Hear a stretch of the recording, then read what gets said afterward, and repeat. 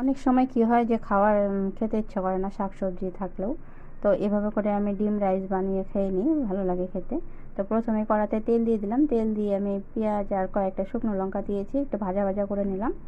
পেঁয়াজ আর শুকনো লঙ্কাগুলো ভাজা ভাজা হয়ে এলে দিয়ে দিলাম একটা ডিম।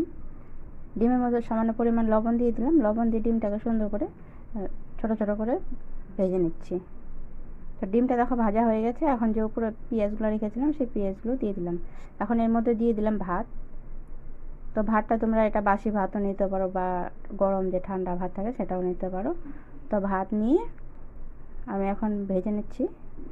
এর মধ্যে দিয়ে দিলাম আমি পরিমাণ মতো সামান্য পরিমাণে হলুদ, আর দিয়ে দিচ্ছি লবণ, দিয়ে আরও সুন্দর করে ভাজা ভাজা করে নিচ্ছি। দেখো অনেকটাই ভাজা ভাজা হয়ে আসছে। এখন এর মধ্যে আমি দিয়ে দিলাম ফ্রাইড রাইস মশলা।